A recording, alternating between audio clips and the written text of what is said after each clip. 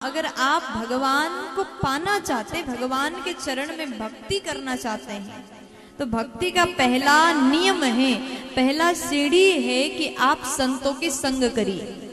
जब तक आप संत के पास में नहीं जाते, सत्संग नहीं करते, आप भगवान के बारे में नहीं जानते, किसी चीज को पाने के लिए पहले उसके बारे में अध्ययन करना, उसके बारे में जानना, ढूंढना भी जरूरी है। पहले आप भक्ति के बारे में सर्च करिए, जानने की कोशिश करिए। संतों के संगत के माध्यम से ये संभव है। प्रथम भगति संतन कर संगा। फिर उसके बाद में दूसर रति मम कथा प्रसंगा। पहला है सत्संग करिए और कथा को सुनिए, ये दूसरी भक्ति है। संतों के संग से आपके भीतर निष्ठा बढ़ेगा, आपको विश्वास होगा, आप भगवान के बारे में पता कर लोगे। और जब पता चल जाए तो हमारे भीतर और ज्यादा उत्सुकता बढ़ता है कि हम अच्छे से और सुने और जाने। भगवान की कथा के लिए हमें प्रेम बढ़ गया मन में, और फिर हम कथा में जाकर के बैठे, घंटों तक हम कथा सुनेंगे और उसके बाद धीरे धीरे धीरे धीरे करके वो पात्रता हमारे भीतर प्रवेश कर जाता है। फिर हम भक्ति के मार्ग में आगे बढ़ सकते हैं। अगर आप इस तरीके से आगे बढ़ोगे तो एक दिन भगवान अवश्य मिलेंगे। ये शरीर जो है ना, इसको भगवान से जोड़ दो, क्योंकि जिस दिन श्वास निकल जाए तो उस दिन तो फिर आप चाह करके भी कुछ नहीं कर सकते। अंतिम पल आए, आपको पता चले कि 2 घंटे बाद मरना है, तब भी आप कुछ नहीं कर पाओगे।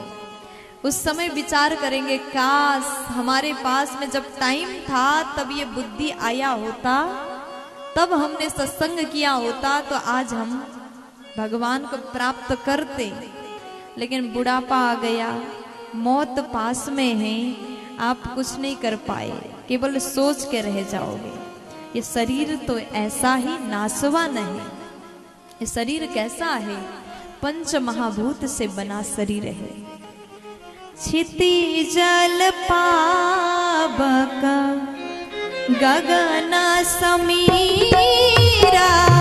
क्षिति जल पावक गगन समीरा।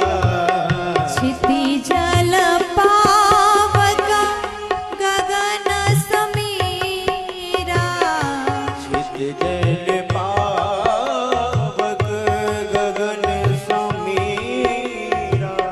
पंचरचित अति अधम शरीरा। पंचरचित अति अधम शरीरा। पंचरचित अति अधम शरीरा। पंचरचित अति अधम शरीरा। ये 5 तत्वों से निर्मित देह है। हड्डी, मांस, रक्त के बाहर स्किन को लगा दिया गया है, खाल को लगाया, ये कवर लगाया है, और इसका गति नाशवान है। इसलिए जब तक आपके पास में टाइम है, यही आपका समय है, यही जीवन का गोल्डन चांस है। इसी समय आप भगवान को प्राप्त करने के माध्यम ढूंढ लीजिएगा। और माध्यम पहले बता दिया गया, संतों के संग और भगवान की कथा। उसके बाद क्या होगा?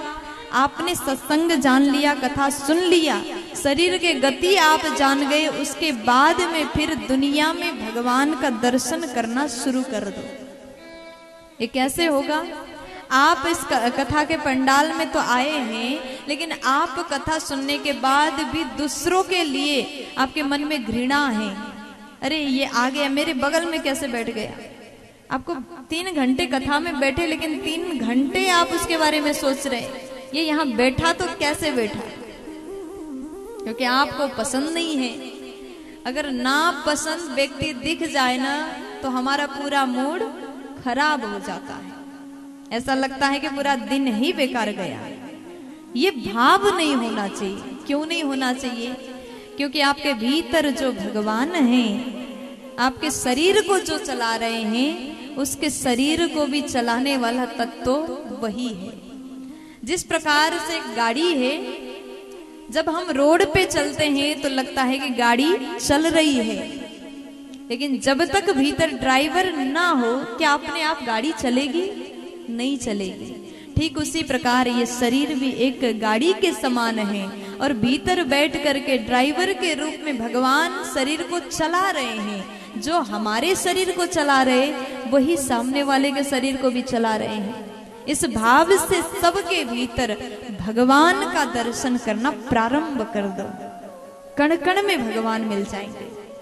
इसलिए बाबा कहते हैं, सिया रामा मया सब जग जानी, सिया राम मैं सब जग जानी, सिया राम मया सब जग जानी, सिया राम मैं सब जग जानी, करहु प्रणाम जोरु जोग पानी, करहु प्रणाम जोर जुग पानी, करहु प्रणाम जोरु जोग पानी, करहु प्रणाम जोर जुग पानी।